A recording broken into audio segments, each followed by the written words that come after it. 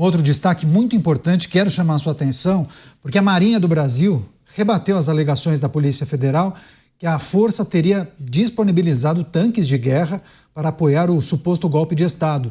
Segundo eles, em nenhum momento houve ordem, planejamento ou mobilização de veículos blindados para a execução de ações que tentassem abolir o Estado Democrático de Direito. Segundo a Polícia Federal, o almirante Almir Garnier, ex-comandante da força, teria concordado com uma alegada proposta de Jair Bolsonaro para reverter o resultado das eleições presidenciais de 2022, afirmando que o plano só não foi seguido pois o Exército e a Aeronáutica não teriam concordado. As acusações não foram bem recebidas pelos militares e a Marinha do Brasil disse estar à disposição dos órgãos competentes para prestar as informações que se fizerem necessárias para o inteiro esclarecimento dos fatos. Você, Roberto Mota, Marinha rebatendo o relatório de mais de 800 páginas da Polícia Federal. Enfim, é uma informação muito grave. É importante que a gente traga isso para debater. A força foi acusada de disponibilizar tanques para o alegado golpe de Estado. Mota. Isso não deveria ser motivo de debate, né, Caniato? Deveria ser fácil de provar uma acusação como essa. O que significa disponibilizar carros de combate? Esses carros foram colocados na rua, eles foram abastecidos, municiados, estacionados em algum lugar, ou alguém simplesmente pensou, ou alguém simplesmente falou sobre isso? É muito difícil comentar esses eventos. Eu, às vezes, tenho a sensação de que a gente está abusando da paciência do espectador, mas vamos lá cumprir a nossa obrigação.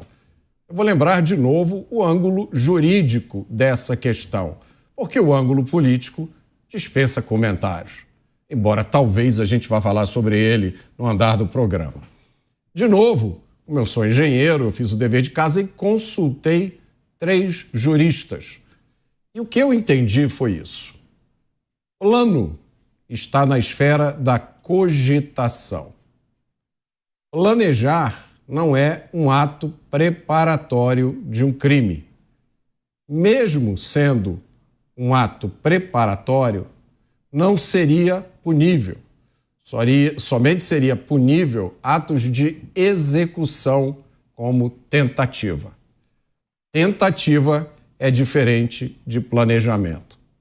Então, esse é o retrato dessa situação. Se alguém colocou, me parece, um tanque armado, municiado, com gasolina, com soldado, na porta da casa de alguém ameaçando, houve uma clara tentativa. Agora, se não aconteceu isso e a gente não se socorrer do que diz a lei, aí eu não sei qual é o caminho. Dávila, ontem você fez uma reflexão, uma análise, comparando o que é fato e o que é narrativa, né? O que no texto a gente pode considerar espuma e o que de fato a gente pode peneirar para achar o conteúdo, aquilo que realmente importa. Agora começam a aparecer essas divergências, né? Essa manifestação da Marinha me parece muito oportuna, porque também a gente pôde conversar com algumas fontes, alguns juristas, que diziam que em alguns momentos a defesa feita pela Polícia Federal apontava algumas fragilidades. Eu acho que talvez em relação a essa história dos tanques, né, e agora a manifestação da Marinha, acaba explicitando justamente esse relatório que talvez apresente algumas falhas, ou pelo menos algumas acusações mais frágeis, né? Com certeza, Caniato. Não há nenhuma evidência direta de intenção de se usar as Forças Armadas para dar golpe. Pelo contrário, toda manifestação, inclusive no relatório das Forças Armadas, são manifestações inequívocas de defesa do Estado Democrático do Direito. Queria aqui ressaltar 2 coisas. Primeiro, a atitude do comando do Exército, dizendo que jamais apoiaria uma ação contra o Estado Democrático de Direito. Segundo, uma evidência ainda mais forte do comandante das Forças Armadas, da Aeronáutica Brasileira, dizendo que se houvesse qualquer cogitação de golpe, que ele mandaria prender o presidente da República.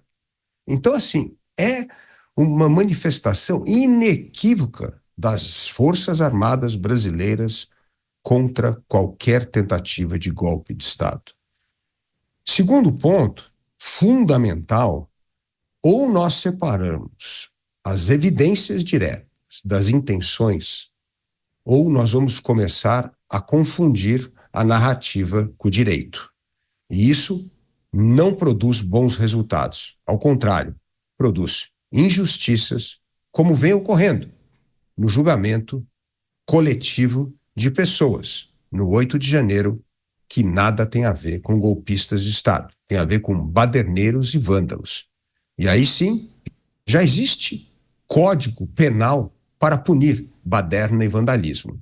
Mas confundir baderna e vandalismo com golpe de Estado é uma aberração contra o Estado de Direito e os direitos individuais do indivíduo. Então, temos de voltar aqui à estaca 1 desse processo. Se não houver evidências, não dá para transformar intenção em prova jurídica contra condenados. É isso, Marinha rebatendo o relatório da Polícia Federal, negando que tenha deixado tanques de guerra prontos para o suposto golpe de Estado no ano de 2022. Agora, delegado Palumbo, enquanto o Mota trazia as informações que ele levantou com alguns juristas acerca da diferença entre planejamento e execução, você fez uma sinalização de concordância, né? As pessoas que não conhecem a sua biografia, bacharel em Direito, deputado federal, muitos anos de Polícia Civil, queria ouvir também a sua análise em relação ao relatório da Polícia Federal e também essa manifestação da Marinha. O Mota está certo, não há crime na cogitação. Para o nosso telespectador e ouvinte de rádio entender, seria mais ou menos o seguinte: vamos assaltar um banco? Todos aqui na bancada falam, vamos. E não passa disso. Há crime nisso? Não, não há crime nisso. Aí nós, 4, pegamos armas e nos dirigimos até o banco. E somos abordados pela polícia. Nós vamos responder pelo porte de arma e talvez pela tentativa se começou os atos executórios. Então a cogitação não há crime. O simples fato de falar, de escrever, de passar e-mail, de passar mensagem, não é punível. E isso é direito. Só basta perguntar para qualquer estudante de direito que ele vai falar a mesma coisa que eu estou falando agora. Um inquérito policial, uma denúncia, um processo, ele não pode se basear em narrativas. Você tem que ter provas, ou pelo menos elementos de convicção, indícios de convicção, de autoria e materialidade. Não basta escrever no inquérito policial, fulano de tal fez isso, fulano de tal falou aquilo. Ok, cabe ao delegado de polícia buscar essas provas e provar, literalmente, junto com o Ministério Público oferece a denúncia e provar que o fulano de tal falou isso e o ciclano escreveu aquilo. Só que isso nós não sabemos, porque nós não temos um relatório inteiro. Então, eu estou vendo aqui um inquérito policial, uma possível denúncia, que eu não sei se vai sair ou não, isso depende do Procurador-Geral da República. Ele é o titular da ação penal. Se ele resolver não denunciar, acabou aí. E ele vai decidir isso. Não vai ser ministro do Supremo Tribunal Federal, não vai ser advogado, não vai ser delegado. É o Procurador-Geral da República que é o titular. Mas tudo o que se fala tem que ser provado nos autos do processo. Você não pode somente, através da alegação de alguém, fazer um indiciamento ou então uma possível condenação futura. O relatório foi encaminhado para a Procuradoria-Geral da República, que terá, claro, alguns meses para analisar ponto a ponto, né? Uma equipe que vai assessorar, amparar o Procurador-Geral Paulo Gonet, e há 3 caminhos possíveis, né? Acata a denúncia e oferece a denúncia para a Justiça, que poderá tornar os acusados em réus. Ou então identificar que algumas coisas fazem sentido, mas faltam provas para embasar aquelas acusações que constam no relatório, e daí pediria novas investigações, novas oitivas e apurações. Ou então, caso nada faça sentido, nenhum tipo de apontamento e acusação tem uma base legal, daí muitas vezes a Procuradoria-Geral da República pode arquivar. Muitos entendem que é difícil esse caminho. Mas é importante também destacar para você que nos acompanha qual foi a manifestação da Marinha. Eu vou abrir aspas para um trecho da nota. Em relação às matérias veiculadas na mídia que mencionaram tanques na rua prontos para o golpe, a Marinha do Brasil afiança que em nenhum momento houve ordem, planejamento ou mobilização de veículos blindados para execução de ações que tentassem abolir o Estado Democrático de Direito. Nota que foi emitida hoje pela Força Armada, pela Marinha do Brasil. Agora, Mota, claro que a gente vai acompanhar isso nas próximas semanas. A gente tem observado muitas repercussões da imprensa. A depender da maneira como o veículo se comporta, ele se atém a uma parte do relatório, alguns se atentam a outros aspectos, enfim. Mas a gente percebe que há um foco muito maior na figura de Jair Bolsonaro.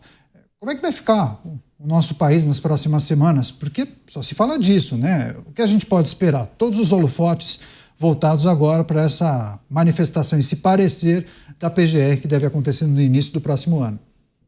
A minha expectativa é ruim, Canhato. Acho muito ruim o país viver uma fase como essa, onde um relatório de 800 páginas, anos de investigações, primeiro é vazado aos poucos para veículos de mídia. E aí a gente assiste a criação de narrativas, de afirmações, e agora a gente vê uma instituição de Estado, a Polícia Federal dizendo uma coisa, outra instituição de Estado, a Marinha, dizendo outra. Eu acho muito ruim se lançar suspeição sobre instituições como as Forças Armadas. Eu jamais imaginaria que as Forças Armadas brasileiras atuais fossem entrar em qualquer tipo de aventura. Isso é evidente para quem conhece um pouquinho as Forças Armadas brasileiras. Muita gente que não vive no meio militar não se dá conta disso. A disciplina é um elemento essencial nas Forças Armadas, independente de pensamento político ou ideológico. A hierarquia é a espinha dorsal das Forças Armadas. Então, qualquer iniciativa desse tipo, independente de alinhamento ideológico, jamais iria para frente. Eu não tenho dúvida nenhuma sobre isso.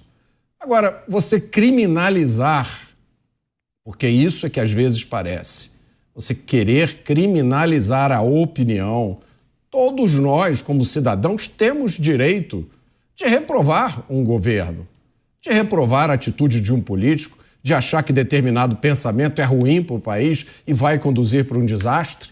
A gente não pode mais pensar isso. Se você é um servidor público, você também está proibido de expressar uma opinião. Se você expressar uma opinião, aquilo ali já vai ser considerado como execução de um ato ilegal. É disso que a gente está falando. E, ao mesmo tempo, nós estamos falando de censura nas redes sociais. Então, que momento é esse no qual o Brasil está entrando?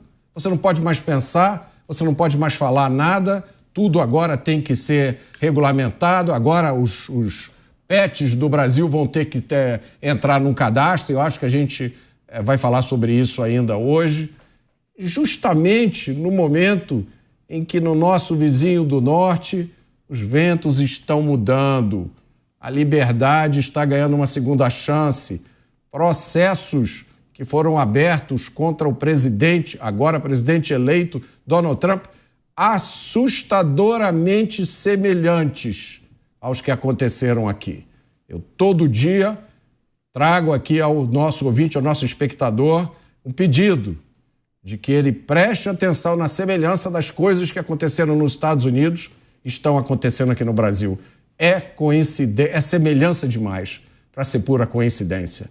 Será que a gente não tem nenhuma lição a aprender com o que aconteceu nos Estados Unidos? Será que os nossos homens públicos vão insistir nessa caminhada que não leva a lugar nenhum? Ouçam o que dizem os nossos melhores juristas. Eu vou encerrar o meu comentário lembrando uma expressão. Eu não sou jurista, mas essa expressão eu aprendi. E a expressão é a seguinte: os frutos de uma árvore envenenada são envenenados. Quando você começa um processo jurídico violando preceitos fundamentais, nada do que vem daí tem qualquer validade. Não há poder no mundo que se sobreponha a isso. Então, mais uma vez, eu vou repetir o apelo que eu faço todo dia aqui. Que os homens que têm poder e bom senso nesse país conversem com aqueles homens que têm poder, mas não têm bom senso. Agora, Dávila, muito interessante a analogia feita pelo delegado Palumbo em relação, claro, a esse episódio em questão, com a possibilidade de um grupo roubar um banco. Caso aquele grupo só manifeste a intenção em uma sala fechada, isso por si só não seria crime. Agora, se eles fizessem movimentos, pegassem as armas, se dirigissem até uma agência bancária, fossem interceptados por forças policiais, aí isso mudaria de figura. Pegando esse paralelo do delegado Palumbo, muito provavelmente, fazendo uma análise fria, então essa história ela não consegue avançar porque não haveria, então, a execução propriamente, né? Não houve assinatura, o presidente, à época, não deu o ok para aquele grupo que desejava atentar contra o Estado Democrático de Direito, mas há quem entenda que haverá uma tentativa de conectar esse movimento aos atos do dia 8 de janeiro.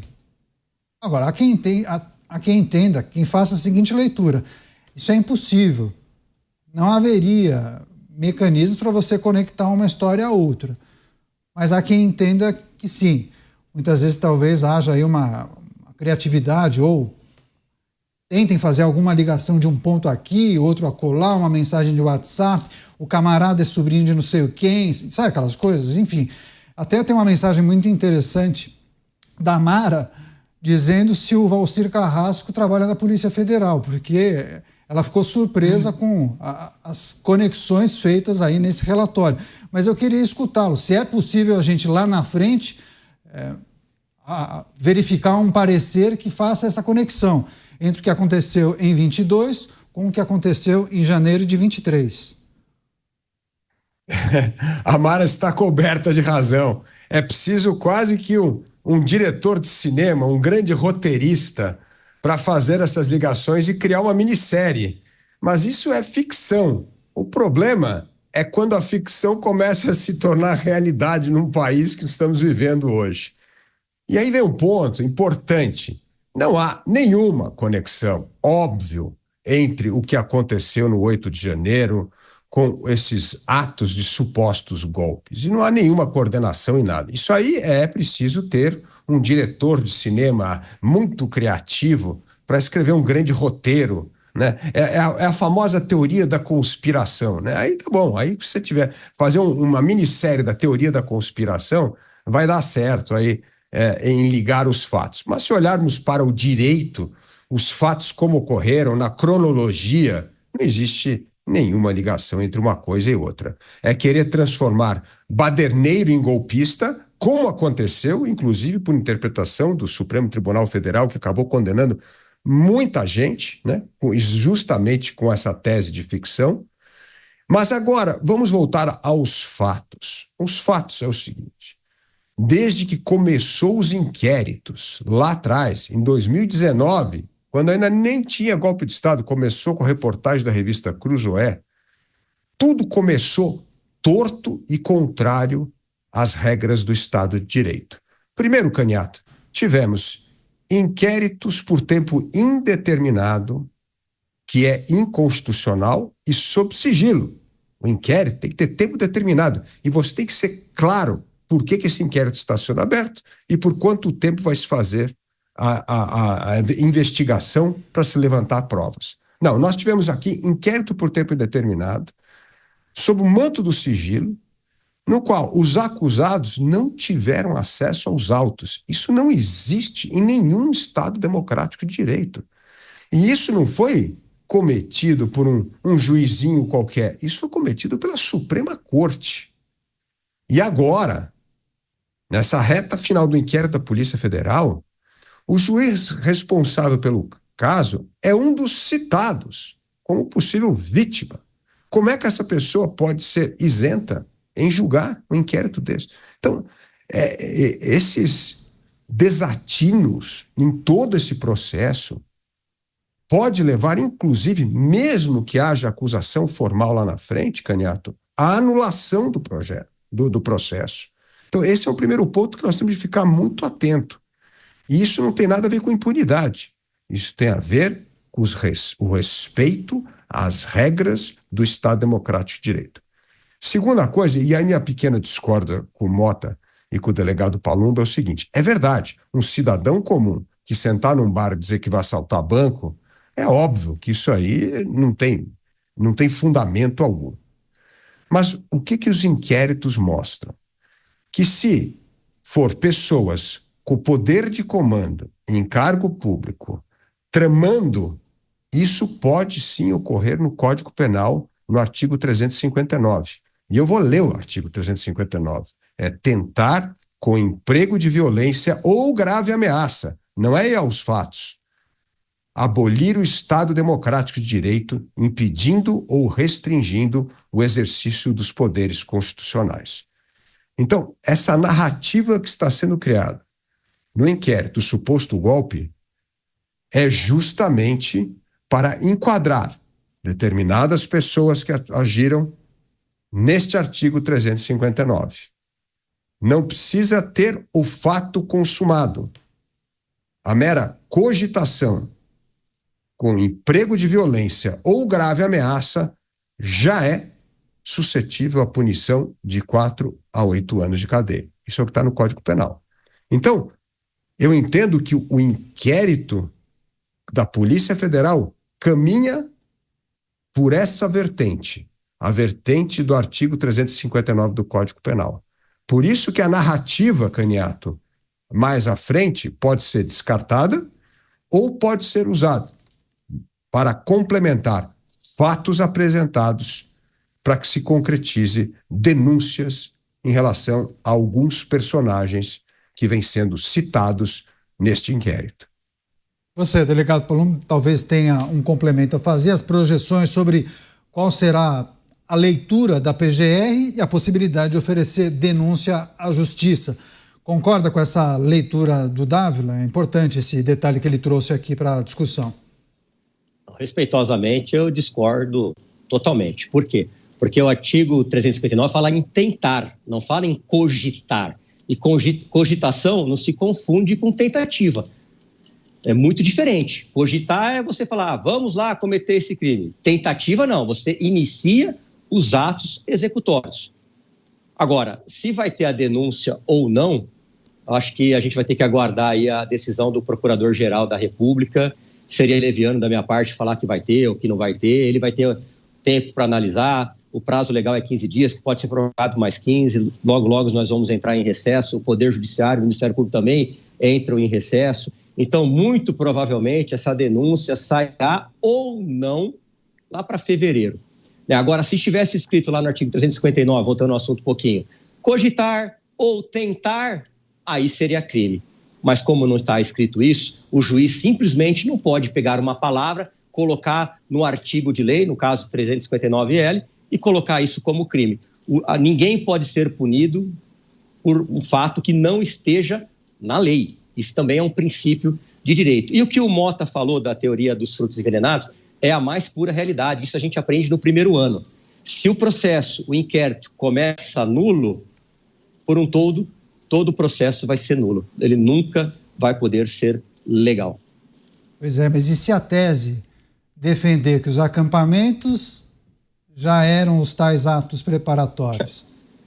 Essa é a leitura. Acredito nisso, né? Eles podem elencar uma série de coisas que aconteceram. Não, na verdade... Você compreende a dificuldade aí? Não, a gente vai fazer mais um giro. Acho que o Mota tem algo a acrescentar, Mota. Poder pode, Canhão. Então. Poder pode tudo. O Dávila começou o comentário dele maravilhosamente. E eu parabenizo o Dávila pela coragem de dizer isso, porque pouca gente tem coragem de dizer isso. O inquérito das fake news foi um inquérito aberto de ofício. O judiciário não abre inquérito. Como é que fica isso? O juiz do inquérito das fake news não foi sorteado. Ele foi indicado. foram realizadas operações de busca e apreensão por ordem do STF contra pessoas que não tinham foro privilegiado. Como assim? O material que foi recolhido nessas operações foi usado para alimentar outros inquéritos. Teoria dos frutos da árvore envenenada. E agora eu vou começar a minha discordância com o que o Dávila disse. Eu não sei o que é cogitação com emprego de violência. Cogitar é pensar. Você não pode pensar de uma forma violenta, porque ninguém sabe o que eu estou pensando.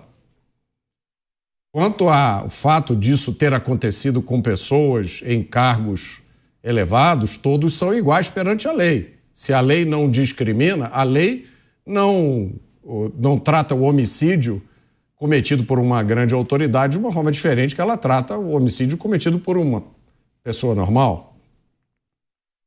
E eu vou voltar ao meu ponto, porque eu realmente conversei com juristas hoje.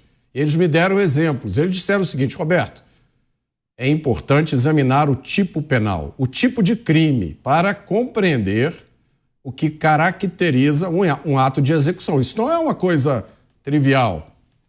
Eu fiz o meu dever de casa. Então, os juristas que eu consultei me disseram, por exemplo, no caso de um homicídio praticado com arma de fogo, o ato de execução é efetuar o primeiro disparo.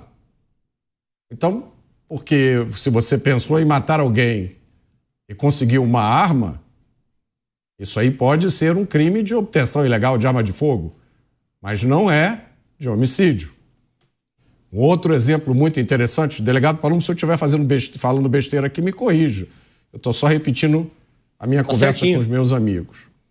Eles me disseram, um exemplo interessante, Roberto, é o tratamento dado pela jurisprudência ao ladrão que é preso em flagrante dentro da casa onde ele pretendia praticar o furto. Entendeu? Você chega em casa, tem um ladrão lá que já ia pegar suas coisas. Você chama a polícia.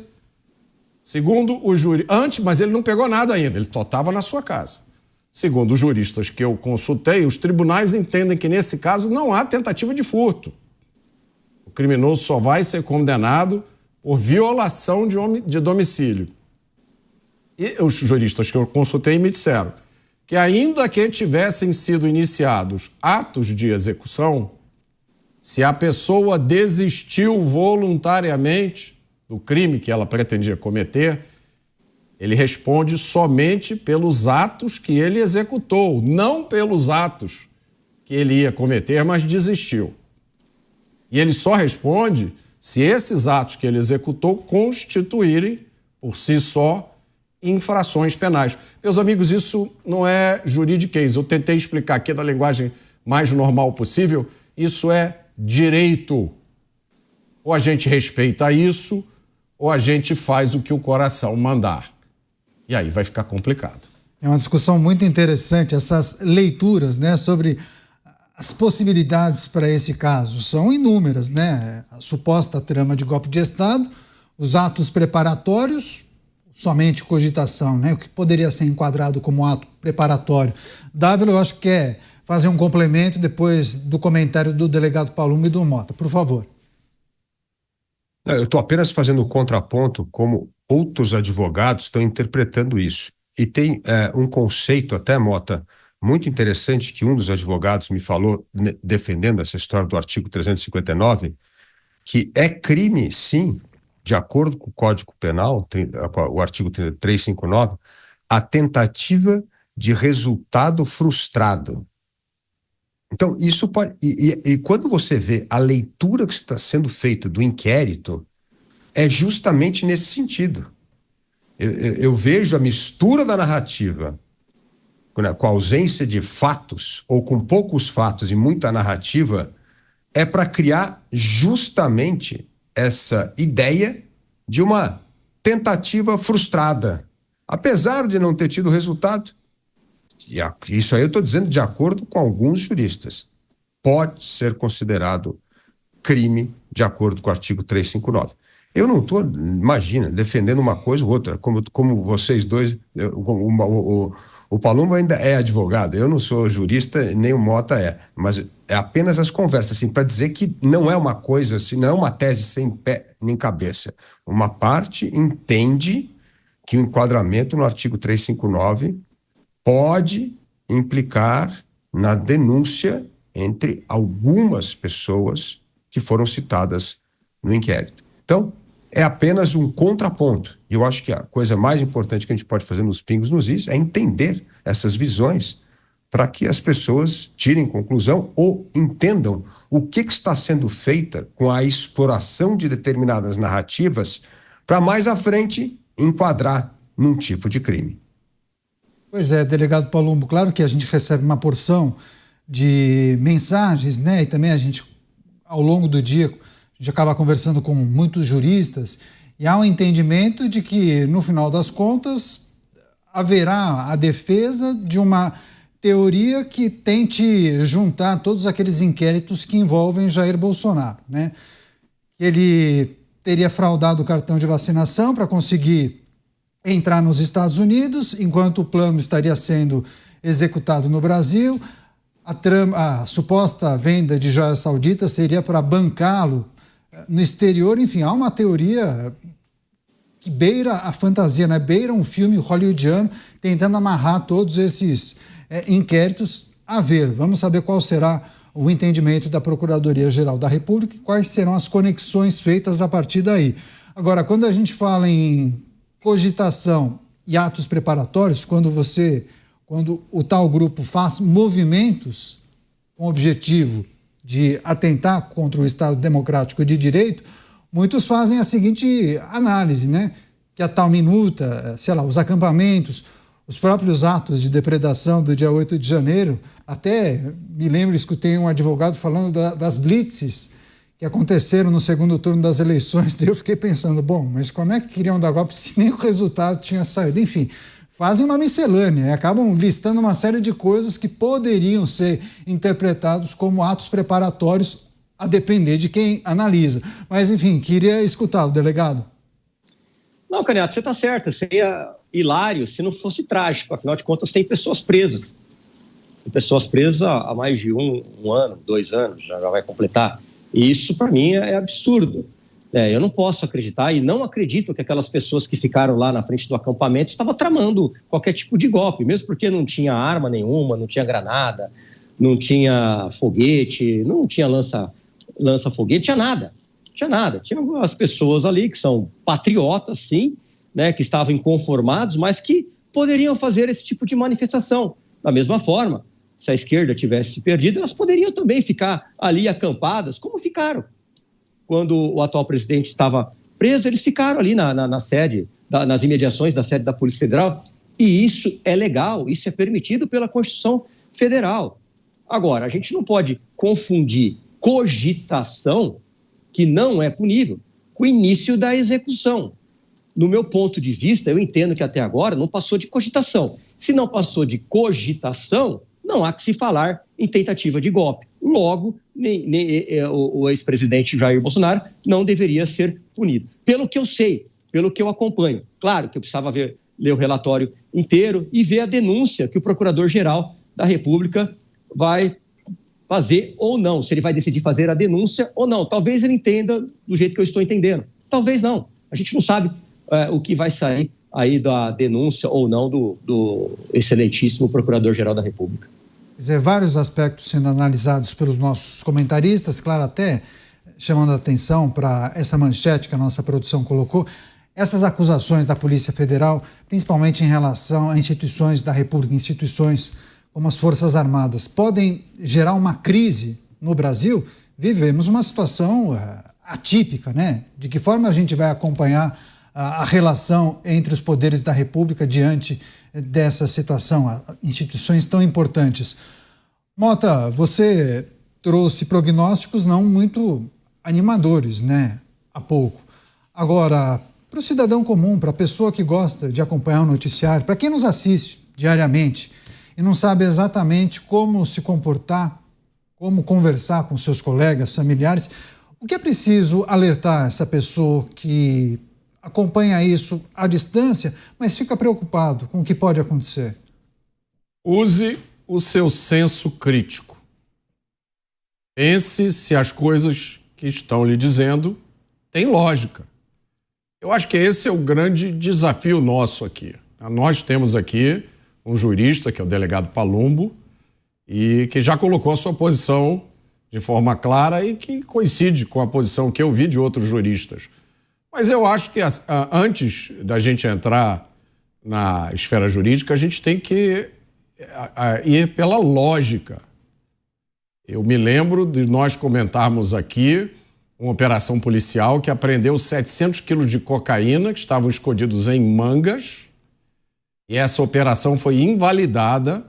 Essas mangas estavam num galpão e essa operação foi invalidada porque a polícia não tinha um mandato para entrar na residência. Mas não era residência, era um galpão. Mas prevaleceu esse entendimento, salvo engano, né, delegado Palumbo? Esses casos são repetitivos. Há inúmeras operações policiais que são invalidadas por uma formalidade qualquer. A regra no Brasil é se interpretar, em caso de dúvida, a lei sempre em benefício dos réus. A quantidade de casos que a gente cita aqui é gigantesca. É isso que acontece no posicionamento do governo federal e da AGU em relação à saidinha. Perceba que o Congresso Nacional aprovou uma lei acabando com a saidinha. Não pode haver nada mais legal do que isso. E a lei ainda não entrou em vigor. Cada hora é uma desculpa. A AGU entrou com um pedido para que a lei fosse invalidada. A gente não pode ignorar esse contexto.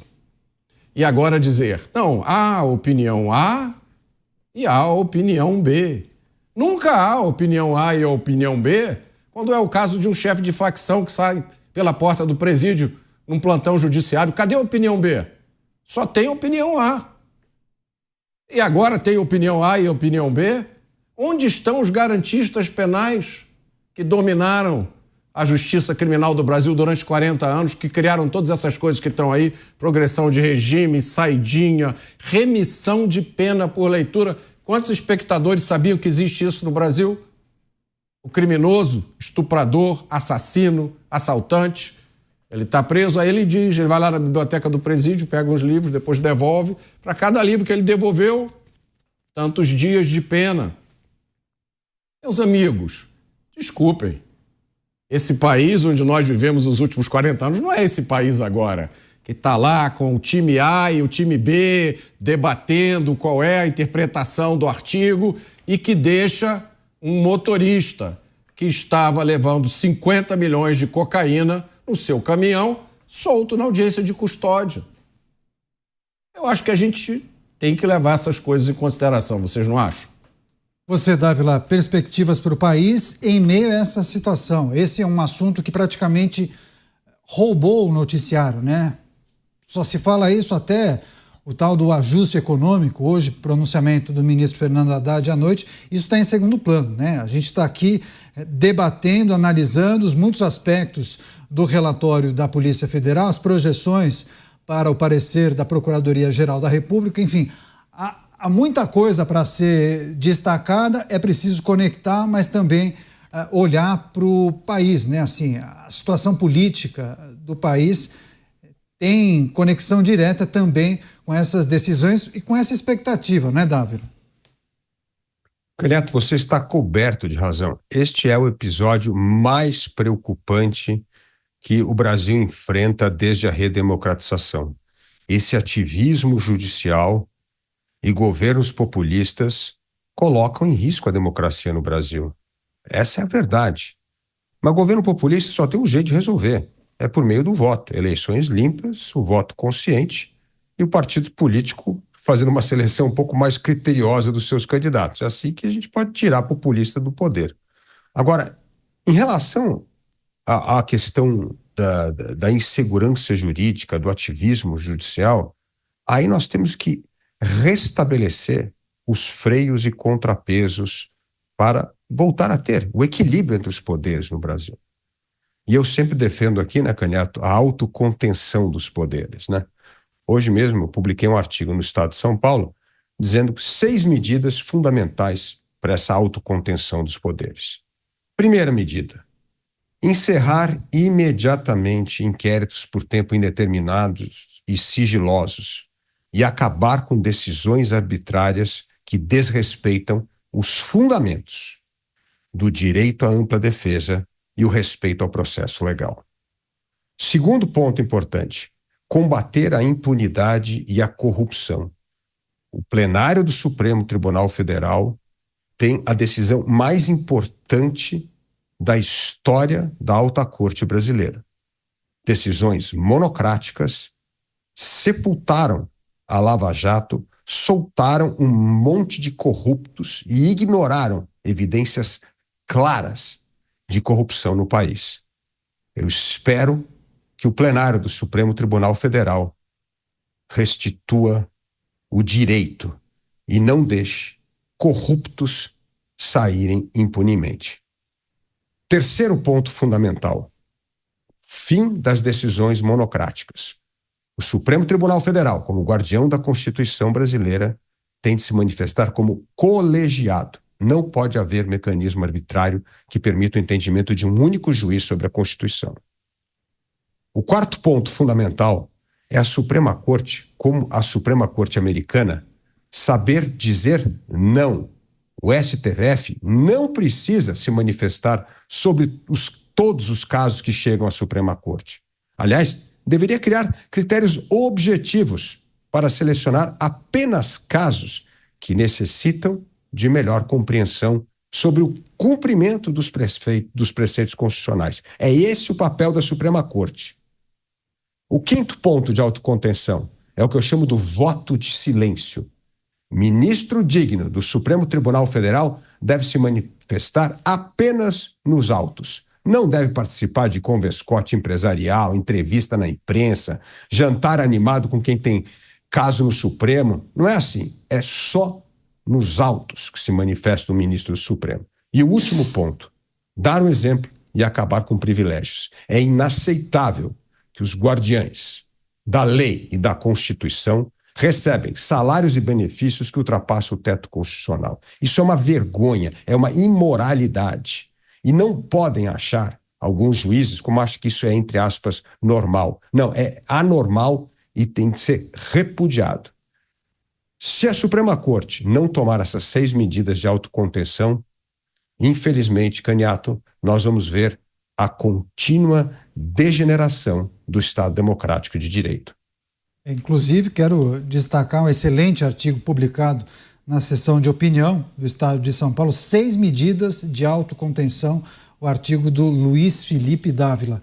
Agora, pegando inclusive o gancho desse artigo do Dávila, delegado Palumbo, o Dávila defende nesse texto a autocontenção do próprio Supremo. Agora, a gente tem visto uma série de medidas que tramitam no Congresso Nacional com esse objetivo, né, de frear o ativismo judicial. Agora, a gente observa que muitos parlamentares, durante campanha, falam isso, falam aquilo, é preciso mudar, não podemos admitir isso, mas chega na hora, durante a legislatura, muitos se calam, né? Ou acabam mudando a postura, acabam flexibilizando, e há um entendimento de que muitos fazem isso porque tem receio, né?